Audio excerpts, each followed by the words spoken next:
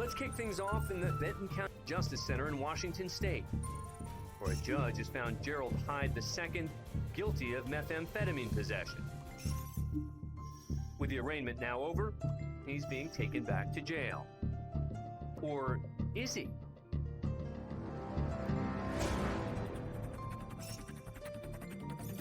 The defendant has slipped away from security and re-entered the courtroom.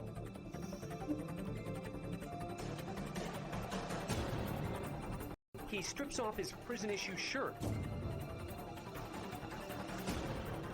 and uses it to hide his handcuffs. He makes it to the hallway, and after a quick look around, he takes off.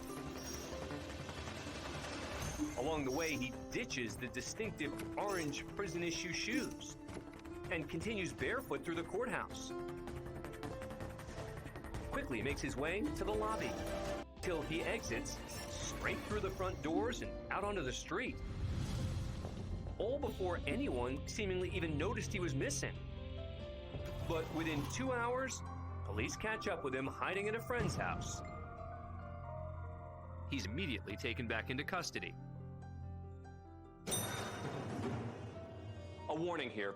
The description of the crimes you're about to hear is graphic and may be disturbing to some viewers. Next, we go to Taunton District Court in Taunton, Massachusetts. She used Conrad as a pawn in her sick game of life and death. Michelle Carter, age 20, is accused of involuntary manslaughter in the death of her boyfriend, Conrad Roy III. In 2014, Roy was struggling with depression when he committed suicide by carbon monoxide poisoning. The defendant never called the police, Conrad's mother, or her own parents to tell them what was going on in that truck as she listened to him die. As he sat in his truck with a running generator, Roy received dozens of texts and phone calls from Carter, encouraging him to end his life. Tonight is the night. It's now or never. The question? Did Carter, who was over an hour away from the scene, cause the death of Conrad Roy? She told him to lie to his mother about where he was going so that she would not interfere in leaving the house to commit suicide. The prosecution argued Carter knew Roy was trying to kill himself and even persuaded him to follow through, despite second thoughts. It was during that last phone call that Conrad got out of his truck as he was being poisoned, and he got scared. And the defendant told him to get back in. The defense claimed that Roy intended to commit suicide with or without Carter. And the evidence of the texting is overwhelming that Conrad Roy was on this path to take his own life for years. We're back in Taunton District Court in Taunton, Massachusetts, as the court awaits the verdict in the trial of Michelle Carter, accused of involuntary manslaughter in the death of her boyfriend, Conrad Roy III. Since this was a bench trial, Carter's fate was in the hands of Judge Lawrence Moniz. If found guilty, Carter could be sent to prison for the next 20 years. The Commonwealth has not proven that said reckless or wanton behavior caused the death of Mr. Roy. It is apparent that Mr. Roy was struggling with his issues and took significant actions of his own toward that end. To those in that courtroom, it sounded like an all-out victory for Michelle Carter. But this judge wasn't done. She did not notify his mother or his sister. She called no one. And finally, she did not issue a simple additional instruction. Get out of the truck. Consequently, this court has found that the Commonwealth has proven beyond a reasonable doubt that Ms. Carter's actions and also her failure to act constituted wanton and reckless conduct, and said conduct caused the death of Mr. Roy. Having reviewed the evidence and applied the law thereto, now finds you guilty on the indictment charging you with the involuntary manslaughter of the person Conrad Roy III. Since Carter was 17 at the time of the incident, she was tried as a youthful offender rather than a juvenile, so she could face harsher sentencing for her crime. She was sentenced to 15 months in the Bristol County House of Corrections, but was released after serving 11 months. We take you inside the Muskogee County Courthouse for the sentencing of Zedarius Platt. Platt's on trial for the murder of his pregnant wife, Jelani Platt. He faces multiple charges, including aggravated assault, a weapons charge, and feticide, the destruction of a fetus. According to investigators, Platt choked Jelani, then shot her in the head. Here's Platt on day one of what is sure to be an emotionally charged trial. Seated off camera, just a few feet from Platt, is Gerald Carter, brother of the slain victim.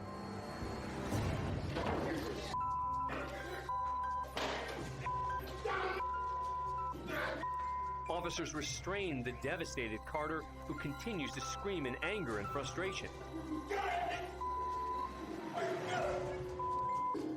He cries helplessly as Platt is quickly removed from the court.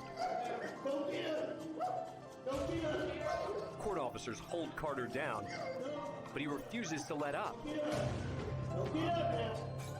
And things could get worse, as one of them has a taser pressed against Carter's back.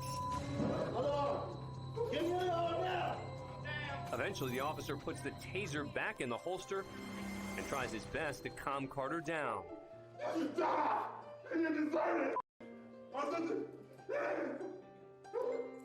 Throughout the struggle, heartbroken family members look on.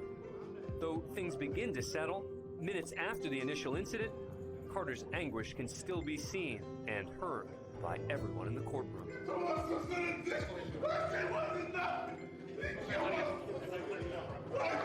Before the trial reconvenes, Judge Bobby Peters bans Carter from returning to the courtroom, but doesn't pursue any charges.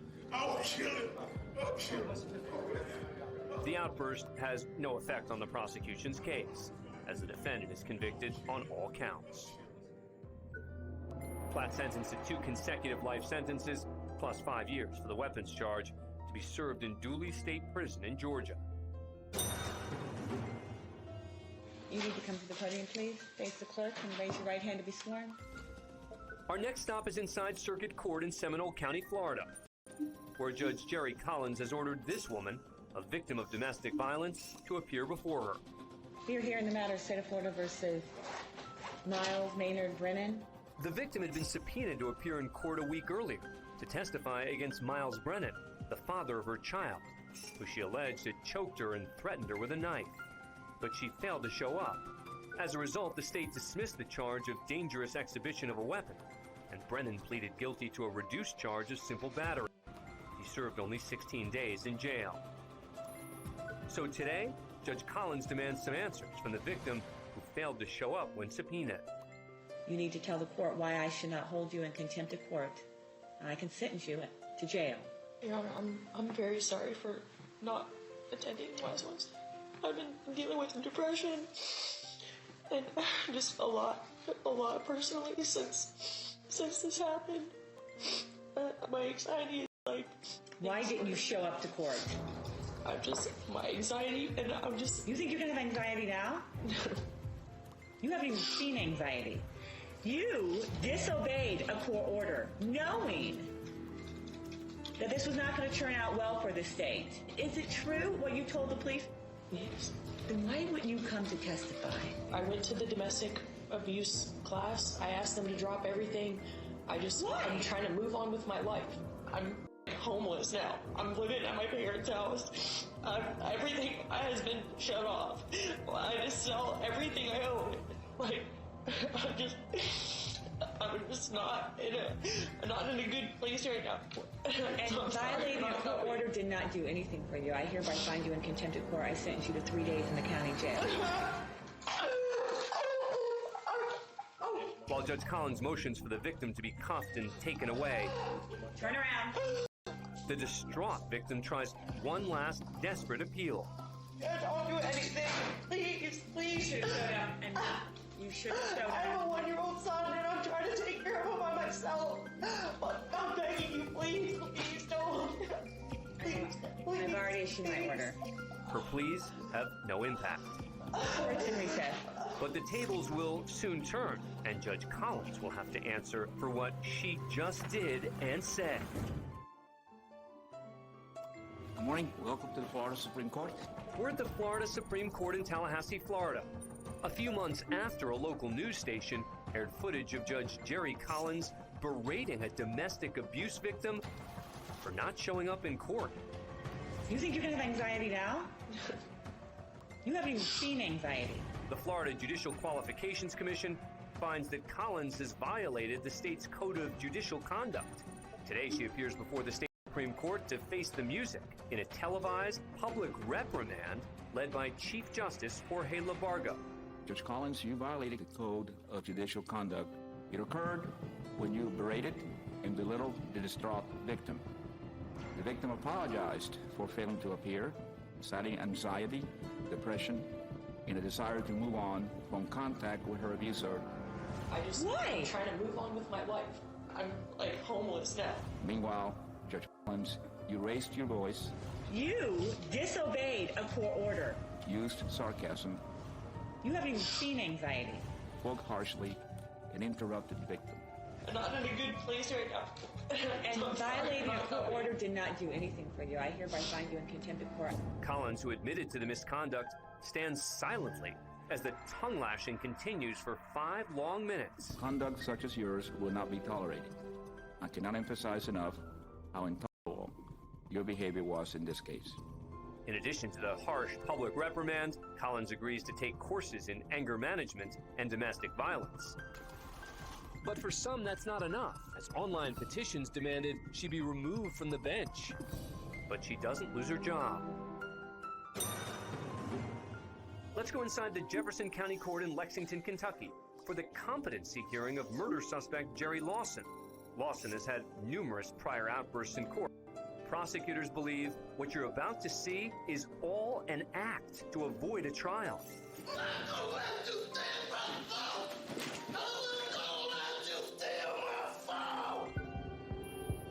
Lawson's charged with murder, arson, tampering with physical evidence, and abuse of a corpse. Police say he torched the home of Bernice Aniton. The 64-year-old woman was found dead, and following an autopsy, police announced her death was suspicious. Today at his pretrial hearing, Lawson waited mere seconds before exploding into a rage against his own attorney, Mike Lemke.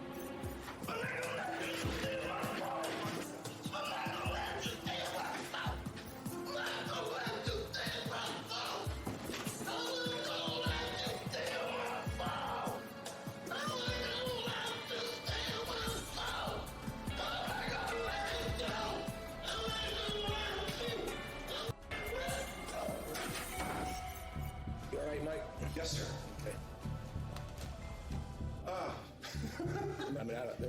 I don't know what they're going to do.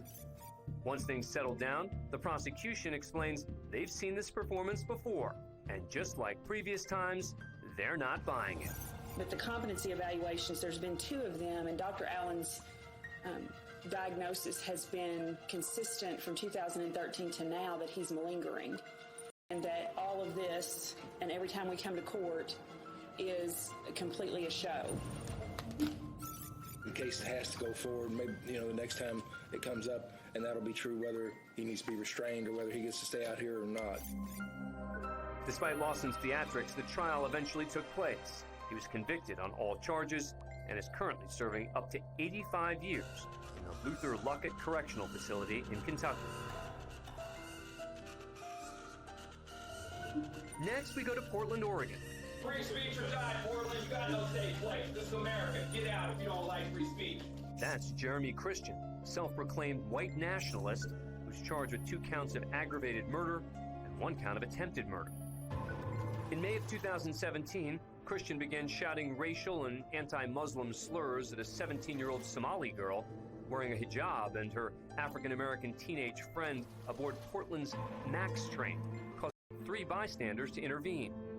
Christian pulled a knife, killing Ricky Best and Talesian Napgameche. The 3rd victim, Micah Fletcher, was badly injured. At a pretrial hearing in 2017, a woman named Demetria Hester came forward to describe her own altercation with Christian on the same train just one day before the killings. Jeremy Christian got on the train ranting how he is a neo-Nazi. And he replied, you do not have the right to even be on this train. The incident ended with Christian throwing a bottle at Hester's face. When she tried to describe the attack, Christian lashed out. There was one piece in closure today. For 2 years, the senseless hate crime that was deliberately Manufactured. You need to be quiet or I'm going to be removed from the courtroom. All right, you guys can do the job. I'm the victim. You're on video facing me. Liar. Liar. Liar. You're not the only black person on the match. Liar. Manufactured hate crimes. Liar. Christian's removed from the court. Manufactured hate crimes since 2017. Yeah, keep working weird. 3 years later, in 2020, the murder trial finally began. And he buried the knife to the hilt in the back of his neck. The most powerful testimony came from Micah Fletcher, who miraculously survived the vicious attack. He shoved the blade into my throat so hard that his hand actually caught on my throat and in some way chipped off a corner of my jawbone. Christian's attorney pursued an insanity defense, and Christian decided not to testify. But his mannerisms in the courtroom spoke volumes. He feels justified in stabbing Micah Fletcher. And he hates Micah Fletcher. He feels justified in stabbing Ricky Bass and killing him. He feels justified in stabbing Talisha Nakameche and killing him. The trial captivated the city of Portland, and after 3 weeks of testimony, the jury returned a verdict. On count one, the verdict is guilty. That's murder in the first degree. On count two, murder in the first degree, the verdict is guilty. Christian was found guilty on all counts, which brought a smirk from the convicted killer and some overdue justice for the victims. Joining us now is Demetria Hester. Thank you so much for joining us. We really appreciate it. How did it feel to be in the same courtroom with Jeremy Christian and to testify against him? Empowering, because people like him need to know that they're not going to get away with just killing people senselessly without having to face the people that they've hurt. When did you realize that the man who'd stabbed those people on the train was the same person who confronted you just the day before? I was working at the Motor Center at the time, and I called my supervisor, and I told her the incident. And she said, you might want to turn on the TV and see if the man who assaulted you killed some people on the train today. And so I turned on the news and saw his face and was horrified. During a pretrial hearing, Jeremy Christian yelled at you, claimed he was the victim. I'm the victim. You're on video facing me. Liar. Liar. Liar. You're not the only black person on the match. Liar. Manufacturing hate crimes. You liar. How did it feel to hear that? He just felt like it's his right as a white racist supremacist to lash out and spew hate and not get anything in return. Demetria Hester, thank you so much for taking the time. We appreciate it. You're welcome. I hope he never gets out, and if he gets out, I'll be there. That's all for this edition of Court Cam. I'm Dan Abrams. Thanks for watching.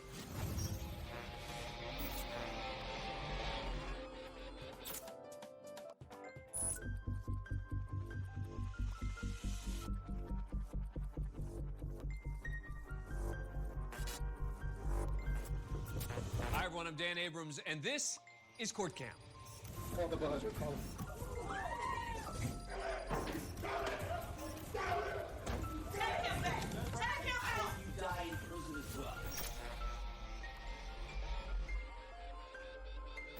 This defendant is a time bomb waiting to explode. He exploded once at Wendy Trapaga, and I do not expect that he should be allowed to explode to anyone in this courthouse. First up, we're in Miami, Florida, where 42-year-old Michelle Escato is representing himself in a murder trial. I would like to think that I'm not a complete moron. Perhaps there are people that disagree with that assertion. Escato's charged with the first-degree murder of his pregnant wife. Investigators allege that he killed Wendy Trapaglia just 4 days after they got married. The prosecution argues his motive was to collect the $1 million insurance policy he'd taken out for her. Money is the root of this defendant's evil.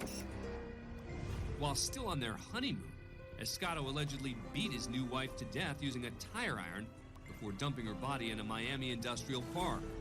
Wendy Trapaglia had no idea that she would become the victim of this defendant's scheme to get rich quick. Now, with no actual legal experience, Escato struggles and stumbles to build a coherent defense. Could I ask if she's aware that there has been and on Friday, Objection, Judge. the detectives have done. Objection, Judge. As the prosecution relentlessly objects to Escato's improper legal techniques throughout the trial, You became aware of that. Objection, Judge. It's a misstatement of facts, not in evidence. Is there any other method? Objection, Judge. Objection, Judge. There's no mixture on the shorts. Would you like to ask the question or not? I like to change it because I can't. Withdraw it. he appears to get more and more frustrated. I'll try, Judge.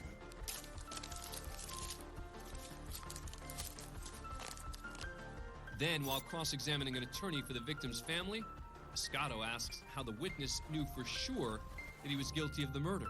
The fact that you have been married to her for 3 days before you killed her to get the life insurance. So to me, that was very clear. It's common sense. The clear-cut answer puts Escato on his heels before he fires back with an angry response. Judge, give me a second because I'm going to say something that I shouldn't. So Objection, Judge. Mr. Escoto. Give me 1 second, Judge. You say that again. Objection, It's gonna Judge. take Mr. all of them. Escoto. All of those guys were your wives. We're going to take all of them and some more. All right, ladies and gentlemen, we're going to take a little break. Escato has just threatened physical harm to the witness, attorney Jorge Barone. And he's done fine. I don't appreciate your laugh, you're smirking. Quiet. All rise. Step back, jurors. So do not discuss your testimony with anyone. The incident sets off the prosecution, who believe Escato's behavior could be intimidating the jury. And if this jury comes back with a guilty verdict, what he's telling them in his cross-examination is, if you say I'm guilty, I'm going to be wired. And that's the effect that he has on this jury. And he's making the jury scared to come back with a verdict. Escato was later charged with contempt for threatening the witness and given 30 days in jail. Still, the prosecution is concerned for their own personal safety in the courtroom following additional outbursts by Escato. This defendant is a time bomb waiting to explode. He exploded once at Wendy Trapaglia, and I do not expect that he should be allowed to explode to anyone in this courthouse. Prosecutor Levine then argues that she and her team need to switch places with the defense to avoid being cornered in case the defendant attacks. I cannot fathom why I have to be the one that has to be backed in, turned around, when he's the one causing the problem. He caused the problem. The judge eventually agrees, and the switch is made. Finally, after more than 30 days in the courtroom, it takes the jury just 2.5 hours to reach a verdict. State of Florida versus Michelle Escoto. We, the jury, find the defendant, Michelle Escoto, guilty of first-degree premeditated murder. Escato remains stone-faced as the verdict is read. Later at sentencing, he maintains his innocence. No matter how much satisfaction this verdict has given any of you, that satisfaction does not change. And not change for a split second. The fact that an innocent person was convicted in this case. Escato then learns his punishment. You are hereby sentenced to life in prison without the possibility of parole. Michelle Escato will spend the rest of his life behind bars for the first-degree murder of his wife. You, sir, are clearly a racist, and there is no excuse for that. We take you inside the Kent County Courthouse in Grand Rapids, Michigan, for the sentencing of 26-year-old Todd Jamison. He's pled guilty to ethnic intimidation against a church ministry in a funeral home. The incident began in August 2019, after Jamison and another person were asked to leave the Brown funeral home because they were trespassing beneath an awning.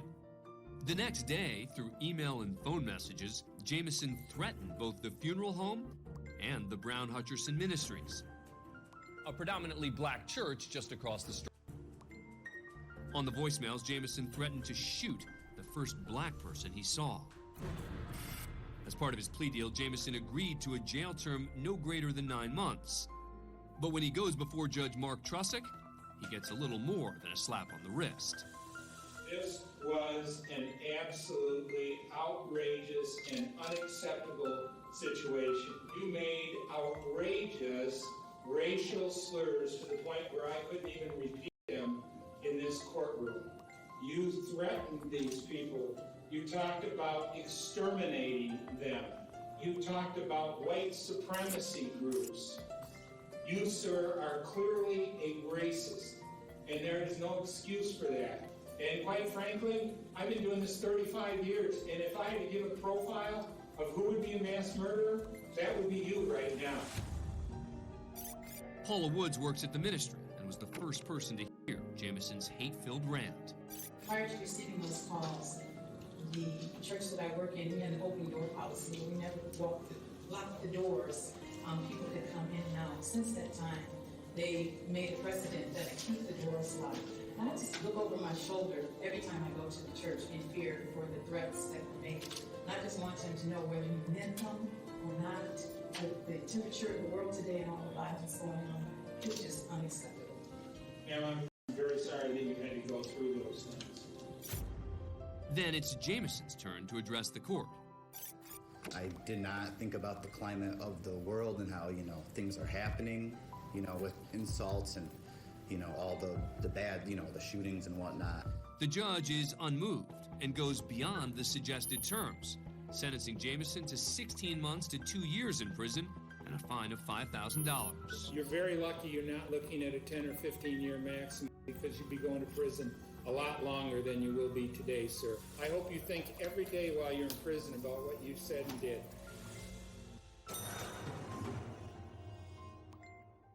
Next, we go back into the court cam archives, back to 1998, for the explosive pretrial hearing of notorious serial killer Alfred J. Gaynor. Alfred Gaynor is the primary suspect in a series of murders in Springfield, Massachusetts.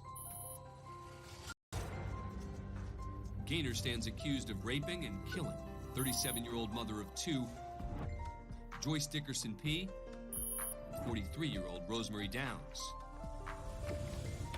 Family of both the victim and the accused fill the gallery of Springfield District Court for a routine pretrial hearing, but there's nothing routine about what's to come. Seated in the front row, just out of the frame, was Eric Downs, the son of slain Rosemary Downs. As the defense delivers a statement to the court, Eric Downs erupts.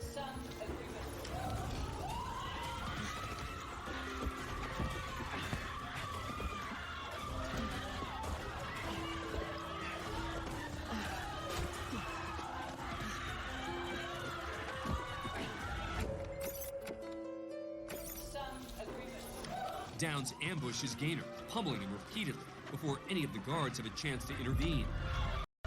Onlookers scatter as chaos engulfs the courtroom. Then, Downs folds Gaynor across the prosecution desk and continues his assault.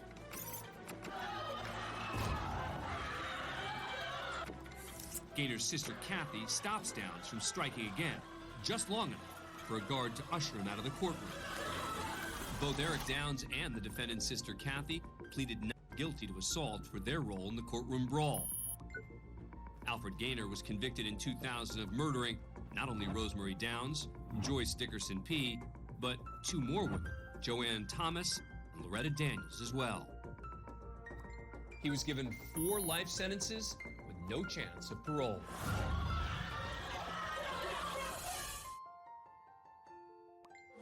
Now we head to Hattiesburg, Mississippi, for a trial to determine the winner of the city's mayoral race. Incumbent Mayor Johnny Dupree has held the office for 12 years. In the recent election, he narrowly defeated City Councilman Dave Ware. But Ware challenged the results, alleging that Dupree's victory was bolstered by election fraud and 300 improperly signed absentee ballots. 83-year-old retired Judge William Coleman was selected by the Mississippi Supreme Court to preside over the trial. This is a high-profile case in Hattiesburg, and the courtroom's packed. What the phone manager is supposed to do with that? As City Clerk Eddie Myers presents testimony regarding ballots and election procedures, The application is sent with the ballot envelope to the polling place, and they are to look at the application, compare the signatures, and make sure. Dupree's lawyer Jim Dukes doesn't seem that interested. But Dukes' catnap is nothing compared to what happens next. As Ware's attorney continues with Myers on the stand, he pauses his line of questioning to address Judge Coleman.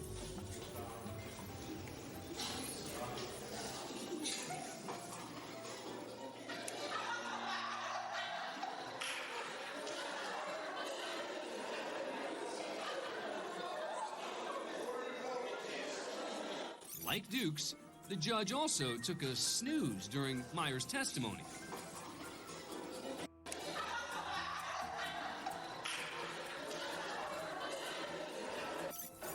But he quickly acknowledges it upon waking.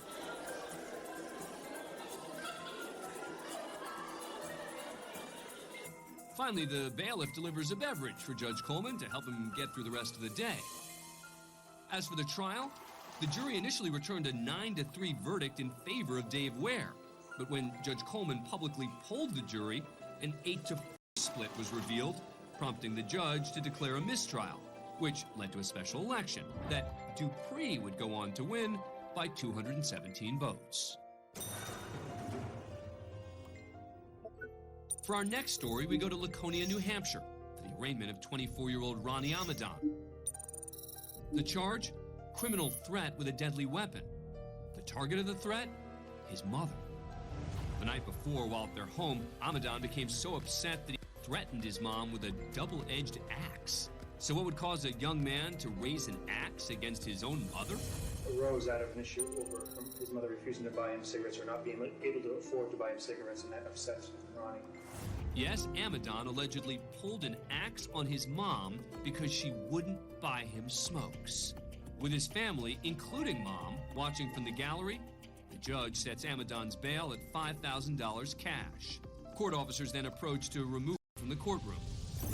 But he's not cooperating.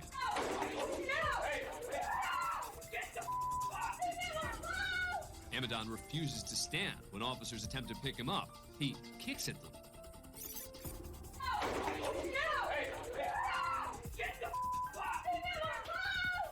The young woman coming to his aid is his sister. The outburst continues for a few minutes until court officers have no choice but to drag Amadon away. Judge David Hewitt orders a competency hearing for Amadon and issues an order that he refrains from possessing firearms. As for Mom, she suffered no injuries during the incident. Meet the man in the fur cap, 21-year-old Robert Peterson.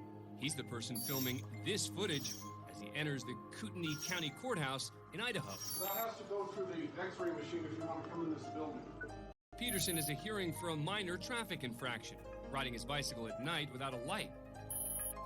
But from the moment he steps inside the door, it's clear this won't be a typical security check. And I'd just like to know where your warrant is. It's clearly posted on the entry of the building. What? Clearly posted that I have to forfeit my right to be free from unreasonable search and seizure? Yeah, every person is. I'm not a person. I'm a man. And more specifically, a free man. Peterson considers himself a sovereign citizen. I'm not subject to your jurisdiction, and the court has already confirmed that. I'm here for one purpose. All right. You can submit or you can leave. That's fine. I mean, I'll do that, but you will be charged a bill. Charged a bill? Rather than escalating the situation, one of the bailiffs decides to play along. You will be served a bill. I don't have any weapons. I didn't come here to raise a ruckus. After clearing security, Peterson finds a seat at the rear of the courtroom and continues filming. So you have cameras in the court? Excuse me? There are no cameras in the court. Yeah, there is. No, you have to put that away. No, I don't. Yes, you do. Under what authority? You have to have a court order from a judge before you can have a camera in the courtroom. Okay, well, I'm going to capture No, you can't. this on video. You gotta turn it off. It's for both of our protection. Well, you have to turn it off. No, thank you. Enter bailiff number 2. Shut the camera off now. No, thank you. I do not consent to you touching me or seizing my property, so you need to Shut back the up. camera off now. I'm not doing anything wrong. Yes, you I'm holding you accountable because you're about to overstep your bounds. The bailiffs then decide to clear the courtroom and question Peterson directly. What's your first and last name? I don't have a last name. You don't have a last name? No. What's your first name? I don't have a first name either. I've got a name. My name is Robert. You can call me Robert. As you can see, this bailiff keeps his sense of humor about the situation. What are you? Are you human? I'm a man. You're human? I'm a man, yes. Can I see your Idaho state license? No, I don't have one. You don't have one? My person does, but I don't. With the situation seemingly diffused, Come on in, folks. the bailiffs usher everyone back into the courtroom. Well, except for one person. Okay, Excuse me. Camera. Excuse me. You're blocking my freedom of movement. I am. All right. Well, Pete Barnes, you just admitted to me that you're violating my rights. No, I'm not. You can't come in with the camera. Well, you're violating my rights. And this is also Look freedom those of the people out press. from behind you. This is also freedom of the press. I mean, I don't know what the hell law book you're reading, man, but it doesn't apply to me. Why are you worried about cameras? Because you want to do something wrong? Because you want to do something wrong? Because if it's against the rules, that means it's because somebody intends on wronging somebody else. Because they're afraid of being held accountable. P. Barnes. It's a nice speech, but you're still not coming in. Well, please step aside. I'm going in. No, you're not going in. Don't touch me. You're not going in, sir. Let the record show that you just battered me. Step back. And you're using... Step back. After Peterson refuses to step back, Chief Bailiff Pete Barnes fires his taser. And you're using... Stop, please. I'm not doing anything wrong. Hey, you know what? You guys are really overstepping your bounds right now. Put the cuffs on. Put the cuffs on. What are you arresting me for? The answer to that question? Peterson's charged with 3 counts of battery and 1 count of contempt of court. He would later enter an Alford plea, meaning he didn't admit to committing a crime, but acknowledged there was likely enough evidence to convict him. Jail time was waived as part of the plea deal, and he was ordered to pay a fine for his original charge of riding a bike at night without a light. That's all for this edition of Court Cam. I'm Dan Abrams. Thanks for watching.